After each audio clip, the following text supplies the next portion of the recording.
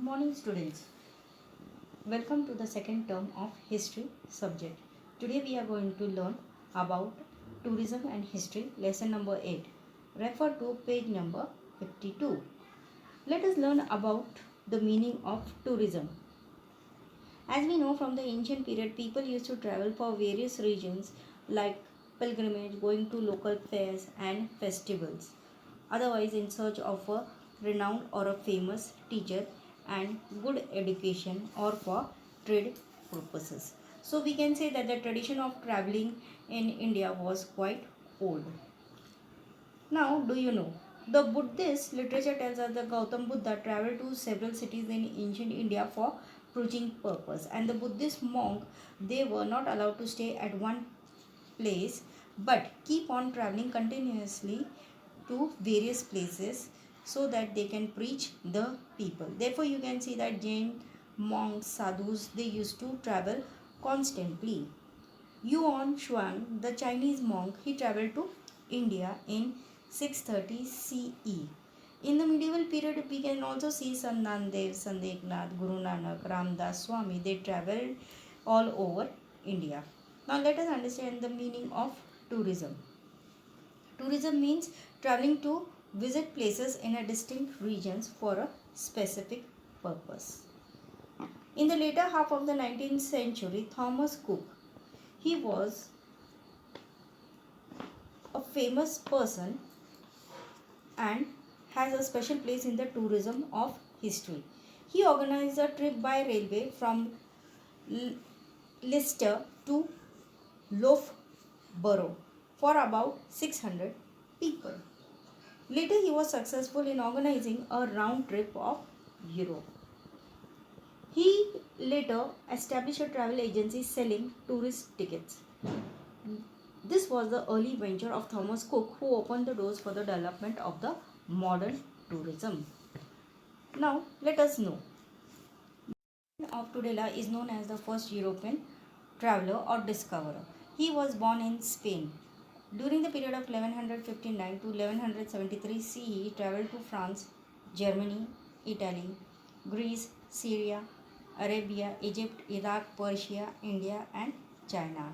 He maintained diaries of his accounts of his travels, and in his diary he has noted down the important historical documents. Next was the Italian traveler of the 13th century. His name was Marco Polo. He introduced Asia, especially China, to the Europe.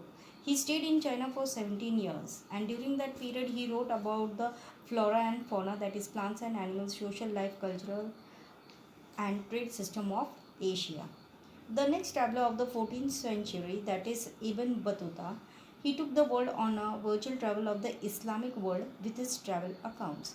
He was traveling for nearly 30 years. He had decided that he will not travel twice on the same route.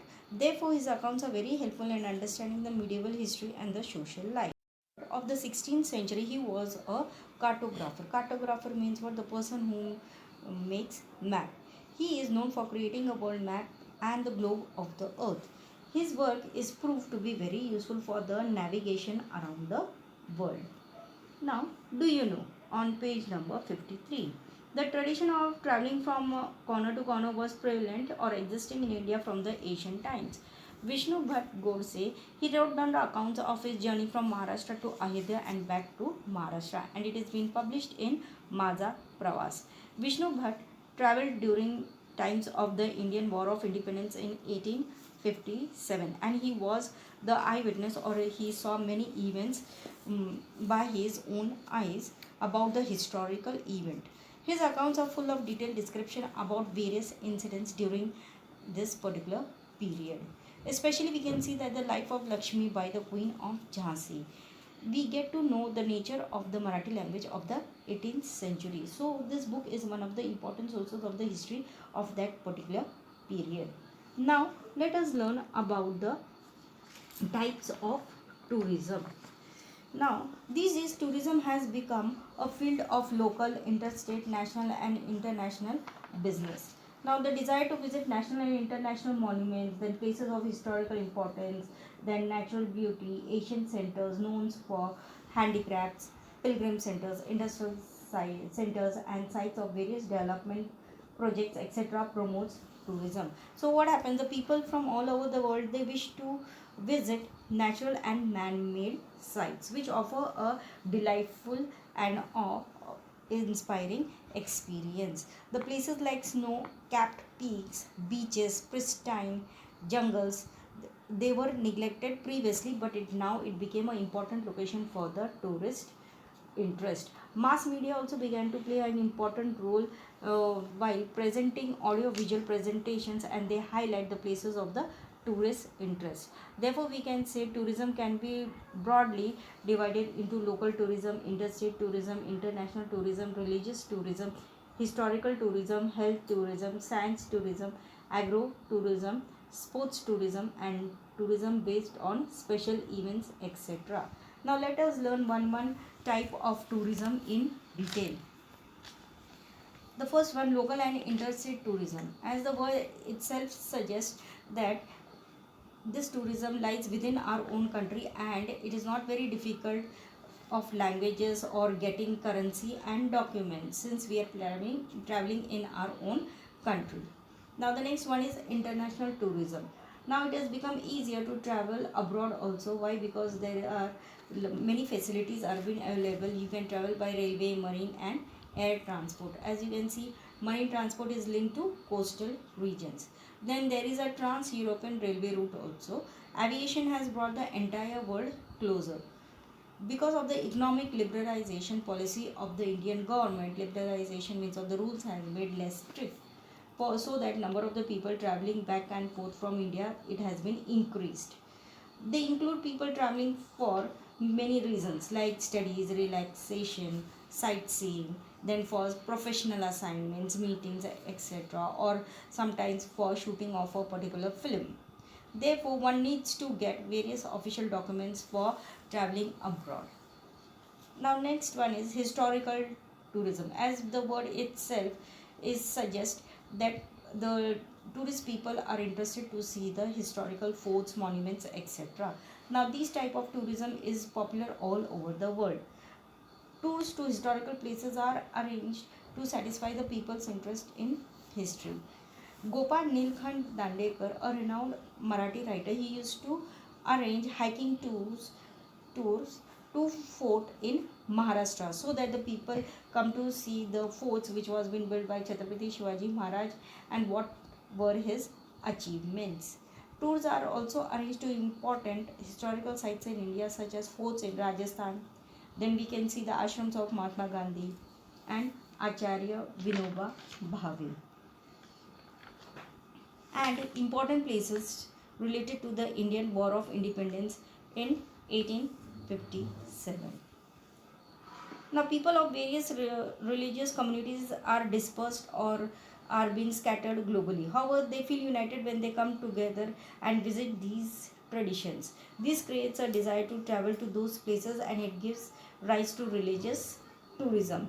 In this context, we can see that the construction which was being taken by Ahilyabai Holkar, she spent her personal funds for this particular purpose. Ahilyabai wanted to provide good amenities or facilities on the pilgrim routes like Char Dham Yatras and 12 Jyotirlings. Next type of tourism is geographic tourism. As the name it suggests, that this type of tourism involves visiting places to just observe the geographic feature of a particular region. Now it includes various natural and animal sanctuaries, then places like Valley of Flowers, which is in Uttarakhand, various beaches, unique geographical wonders like the crater lake and Lonar, and Ranjan Khalge, naturally carved out cavities in rocks which you must have mostly seen at Nighoj in Maharashtra. Therefore, the tourists or the people, they love to travel and visit such places. Health tourism. Now the people from the western countries, they find health services and facilities in India are much cheaper than to their country, and it is of good standard. Therefore many foreigners, they prefer to come to India to get medical facilities or the health services. Now India is a tropical country, therefore we get lot of sunlight or ample of sunlight is available throughout the year. Therefore the tourists from various countries which are from the cold climate, they love to come to India. Availability of facilities for yoga training and therapies based on Ayurvedic is also one of the main reasons where the foreigner tourists want to visit India.